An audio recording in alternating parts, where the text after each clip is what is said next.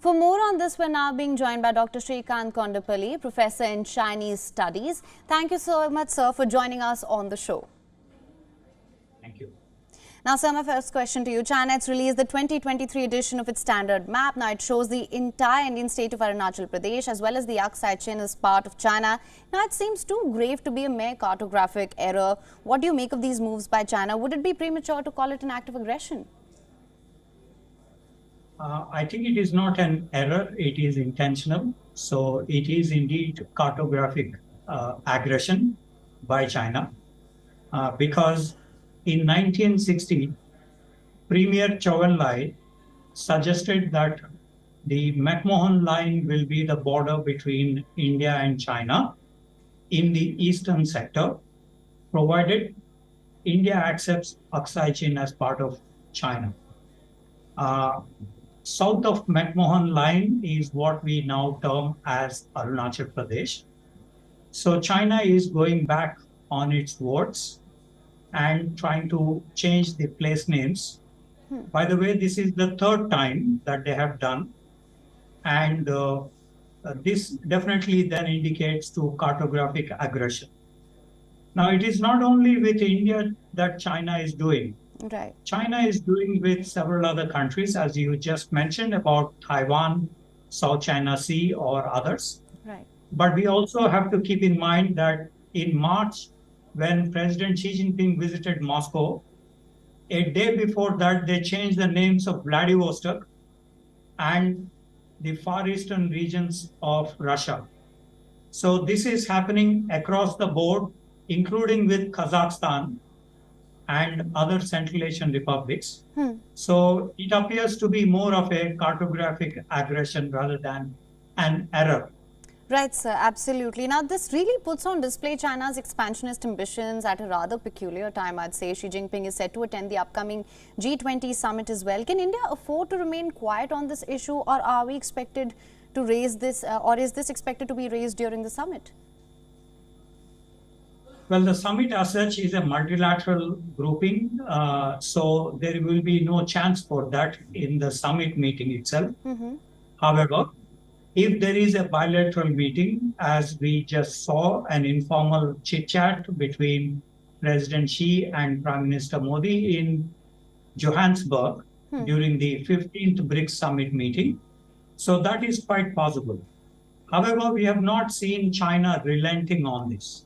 So India also have to do a proactive measure in regard to the change in place names by China. Number one, India should protest, obviously, at a very higher level and in strong terms. But India also need to take this into its own hands, possibly worsen the One China policy that it had signed in the 50s with China, by suggesting that China is crossing the red lines, and hence India needs to tell the Chinese that it will have implications for the One China policy. Right, sir. Now, on that note, now President Xi Jinping is reportedly coming to the summit without an ambassador accompanying him. What could be the thought process behind this?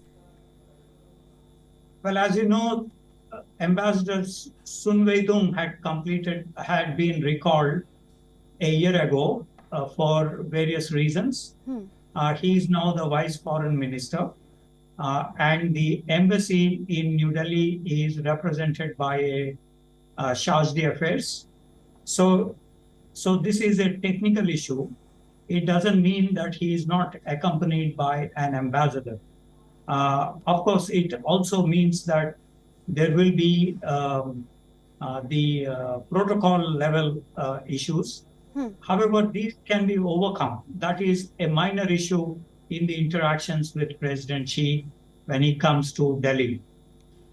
Right, sir. Now, the Indian Prime Minister and Chinese President, they also held candid talks on the sidelines of the BRICS summit, as you mentioned earlier as well, where the two sides, they did agree to deal with the border issues along the line of actual control properly. Now, with this release, how do you see the situation unfolding on that front?